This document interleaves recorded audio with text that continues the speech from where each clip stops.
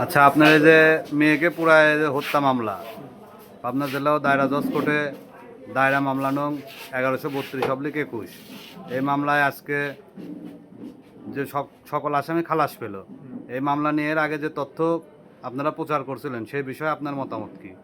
আমি একমত না, এই যে পিপি সাহেবের নামে যে বিভিন্ন বিশৃঙ্খলামূলক কথাবার্তা বললেন, এই কথাগুলো আসলে কে ছড়াইলো, কারা ছড়াইলো?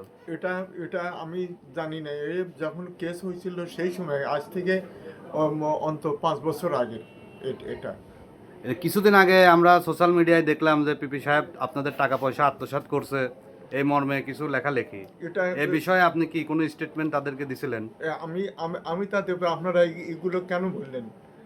আপনারা এগুলো কেন বললেন? আপনি আমার কাছে পারমিশন নিয়েছেন?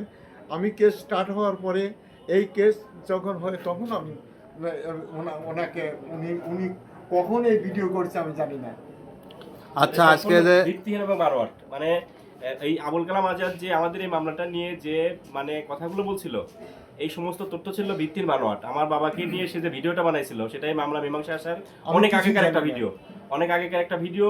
সে সেই ভিডিওটাকে পুঁজি করে, তার কি উদ্দেশ্য ছিল আমরা জানি না, সে সেই ভিডিওটাকে পুঁজি করে আমাদের এই মামলাটাকে, মানে মীমাংসিত মামলাটাকে সে মানে অন্যদিকে নেওয়ার জন্য একটা চেষ্টা করছিল।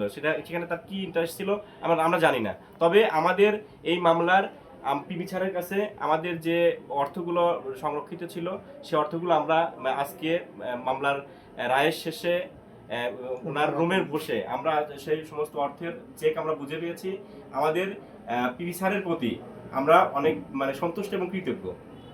আচ্ছা, তার কাছে আপনাদের যে মামলার টাকা পয়সা গচ্ছিত ছিল সেগুলো তো কোনো রকম তছরূপ হয় না, যথাযথভাবে আপনারা বুঝে পাইছেন? আমরা একবারে মানে একটা পয়সা সেখান থেকে কোনো তছরূপ হয় নাই। আচ্ছা, মামলার রায় নিয়ে আপনারা সন্তুষ্ট? হ্যাঁ, মামলার রায় নিয়ে আমরা সন্তুষ্ট।